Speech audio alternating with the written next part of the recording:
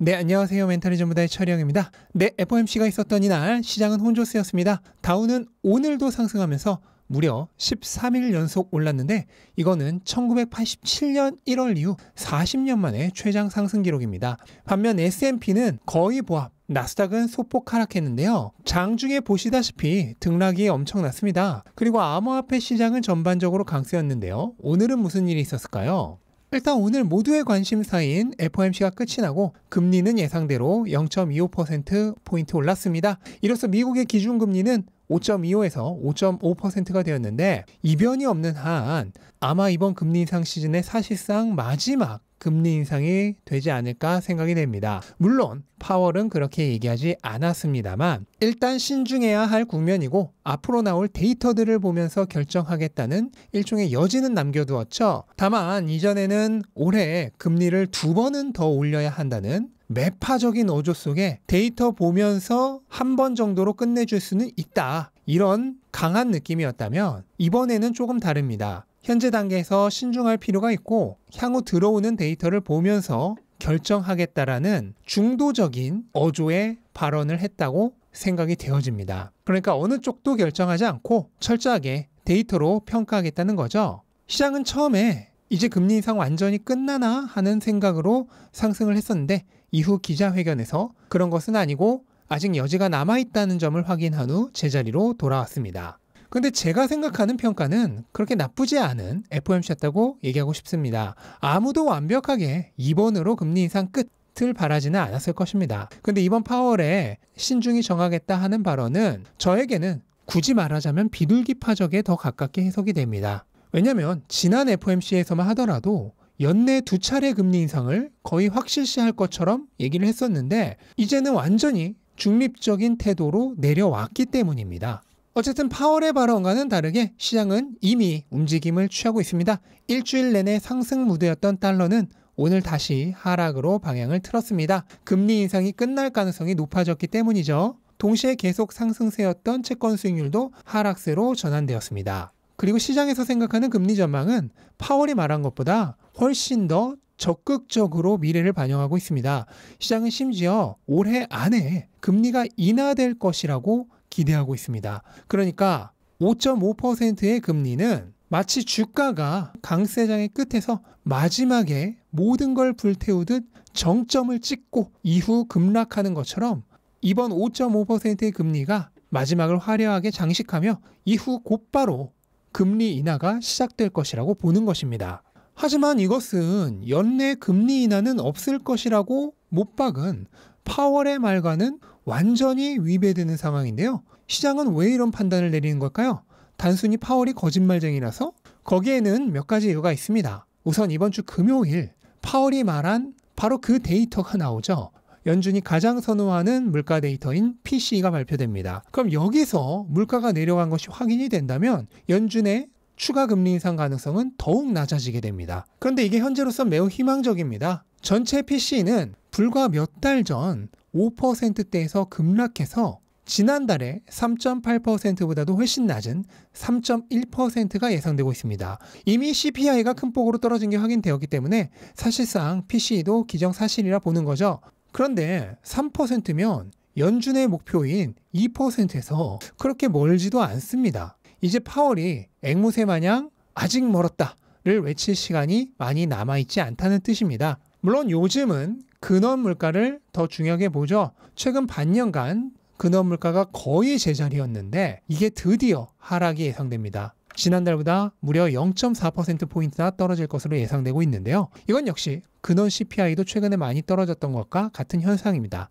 이처럼 물가가 점진적으로 연준의 목표를 향해 나아가고 있습니다. 비록 연준이 긴축 정책을 시작하며 돈줄을 줄이고 난 이후에 물가의 영향은 바로 나타나지는 않았지만 시간차를 두고 서서히 그 효과가 분명하게 나오고 있습니다. 그런데 이제 이게 거의 막바지란 거죠. 또한 경기 침체에 대한 걱정도 여전히 남아 있습니다. 파월은 강한 고용을 예로 들며 경기 침체는 없다고 단언을 했지만 실상은 그렇지 않습니다. 몇 달 전 파산이 우려됐던 팩웨스트 은행이 결국은 버티지 못하고 캘리포니아 은행과 합병하기로 했습니다. 뭐 사실상 파산에 가까운 거죠. 이렇게 은행 위기는 아직 완전히 끝나지 않았습니다. 언제든 망하는 은행이 추가적으로 더 나올 수 있습니다. 2008년에도 베어 스턴스가 망하고 6개월 뒤부터 파산 랠리가 시작됐었는데 이번에 실리콘밸리와 실버게이트가 망한 게 3월이었으니까 9월까지는 언제든 은행 위기가 재발할 가능성이 충분히 있다는 얘기입니다. 경기 침체의 신호인 장단기 금리 차의 마이너스는 지난 3차례의 극심한 경기 침체 때보다도 훨씬 더 깊습니다. 채권왕 건들락이 운영하는 더블라인 캐피털의 분석가는 올해 말이나 내년부터 미국이 경기 침체에 빠지면서 연준이 금리를 한 번에 1%씩 낮춰야 할 수도 있다고 경고했습니다. 계속 괜찮다가 급등했던 인플레이션을 잡지 못했듯 계속 괜찮다가 급등할 실업률과 경기 침체도 잡지 못할 거란 얘기입니다. 실업률은 원래 괜찮습니다. 침체가 오기 전까지는. 그런데 그 괜찮던 실업률이 침체가 오기 직전부터 급등을 하는 거죠. 따라서 지금 괜찮다고 함부로 마음을 놓을 수 있는 게 아닙니다. 언제든 급등이 가능합니다. 연준은 이런 경각심을 갖고 금리를 더 올리거나 고금리 상황을 너무 오래 유지해서는 안 됩니다. 과거들처럼 정말 한순간에 훅 가버리는 수가 생깁니다. 2년 전에 이미 실패했었을 때와 마찬가지로요. 그리고 글로벌 공장이라 할 수 있는 중국은 이미 경기가 많이 안 좋습니다. 그래서 현재 약 2천억 달러 수준의 부양책을 준비하고 있다는 보도가 나오고 있습니다. 그냥은 안 되니까 통화 뿌리기로 주사를 넣겠다는 것인데 마치 코로나 때 돈을 뿌렸던 상황과 비슷해지고 있습니다. 중국이 세계 최고의 수출국이고 그런 중국의 최대 수입국이 바로 미국입니다. 따라서 이미 디플레이션이 일어나고 있는 중국의 모습이 반년이나 1년 후에 미국의 모습이라 생각해도 별 무리가 없을 것입니다. 결과적으로 시장의 예상은 타당해 보입니다. 지금으로부터 딱 1년 후인 내년 7월이면은 금리는 이미 지금보다 1%포인트 정도는 내려가 있을 겁니다. 그리고 이때 경기 침체가 어느 정도 수준으로 오느냐에 따라서 각 자산과 시장의 반응은 완전히 달라질 것입니다. 경기 침체가 강하게 올 경우 자산 시장은 힘들 수가 있습니다. 이때는 금과 채권 외에 다른 자산들은 별로 좋지 못할 가능성이 높습니다. 금과 채권은 경기에 직접적인 영향을 받는 자산이 아니며 이 경기를 살리기 위해 금리가 빠르게 내려가기 시작하면 오히려 유리한 자산이죠. 그리고 경기 침체가 약하게 올 경우 상품 시장은 전반적으로 좋을 것입니다. 가장 대표적인 게 금과 은 그리고 비트코인이죠. 비트코인은 경기 침체가 온다고 해서 EPS가 내려가거나 가이던스가 하락하는 자산이 아니죠. 그보다는 경기를 살리기 위해 빠르게 하락하는 금리로 인한 유동성 증가의 영향을 훨씬 더 많이 받습니다. 따라서 너무 심하지 않은 경기 침체와 그로 인한 빠른 금리 인하 상황이 비트코인에게는 최고의 상황이 됩니다.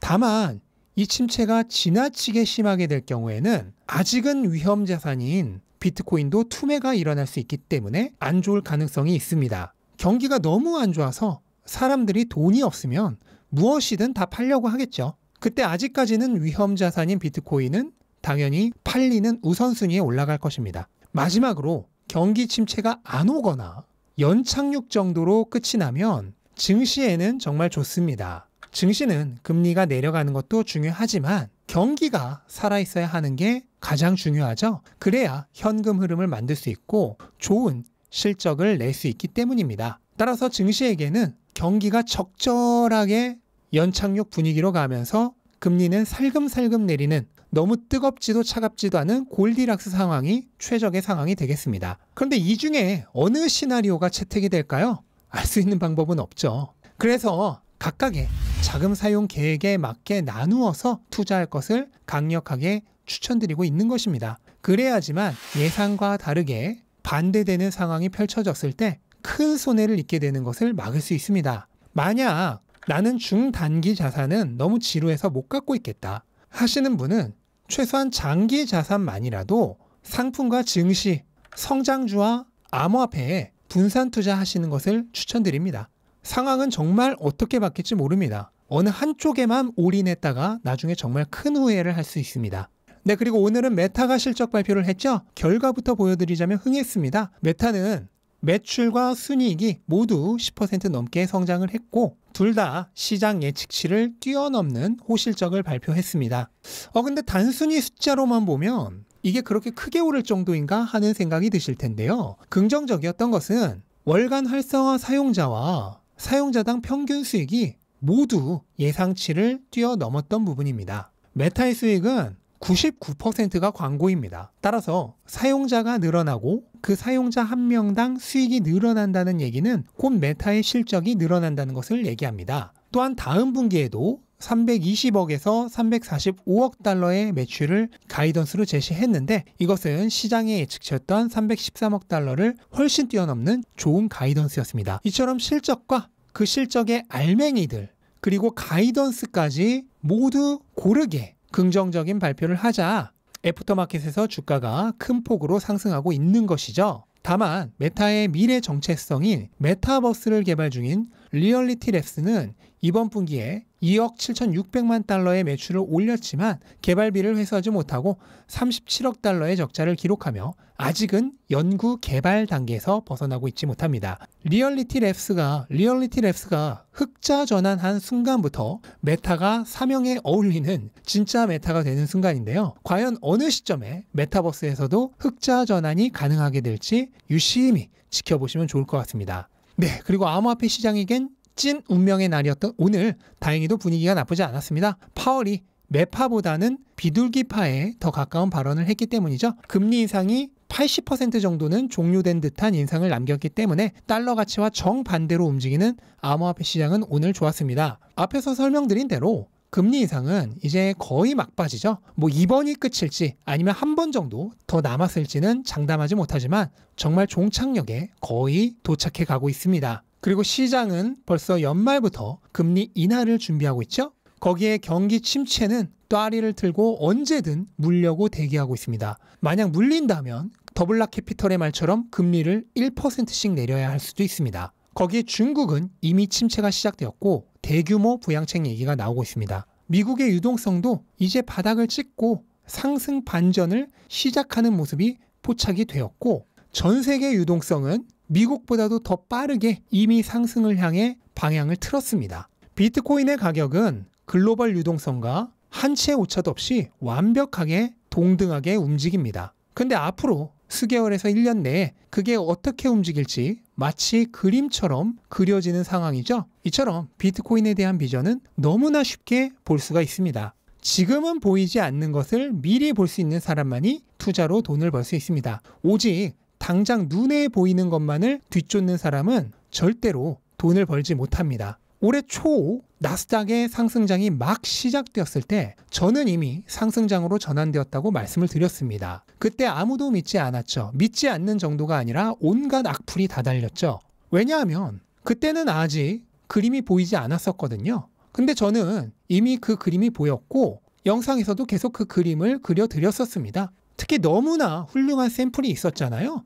다우가 가장 먼저 방향을 틀었고 그 다음에 S&P가 따라서 틀었습니다. 그 다음 차례는 나스닥이라는 거는 누구나 쉽게 생각해 볼 수 있는 거죠. 그럼에도 불구하고 그렇게 쉽게 앞날을 그려볼 수 있음에도 불구하고 사람들은 결국 그림이 다 완성되고 난 이후에야 볼 수가 있었습니다. 근데 이래서는 안 됩니다. 투자자는 그림이 그려지기 전에 앞으로 그려질 모습을 미리 볼 수가 있어야 합니다. 뒤늦게 달려와 봐야 먹을 건 거의 없고요. 대부분은 큰 피해만 있습니다. 지금 급등한 자산들에게도 다 오랜 시간 오르지 않았던 과거가 있습니다. 그 과거로 가서 사고 싶다고요? 그런데 우리는 이렇게 타임머신을 탈 필요가 없습니다. 그냥 그 이상으로 훌륭한 미래 가치가 있는데 아직 때가 오지 않아 잠들어 있는 다른 훌륭한 자산을 사면 됩니다. 미래가 그려지는 자산을 사시기 바랍니다. 이미 급등하여 물리기 딱 좋은 자산이 아니라 훌륭한 미래 가치를 가지고 있지만 아직 시기가 아니어서 기다리고 있는 자산을 사시기 바랍니다. 조금만 집중하면 얼마든지 그런 멋진 미래를 그려볼 수 있습니다. 모두가 그림을 볼 수 있을 땐 얻을 수 있는 게 아무것도 없습니다. 다른 사람은 보지 못하는 나만의 그림을 찾아내셨으면 좋겠습니다. 네, 이것으로 오늘 영상 마치겠습니다. 영상 도움되셨다면 구독과 좋아요 부탁드리고 즐거운 하루 되시기 바랍니다. 감사합니다.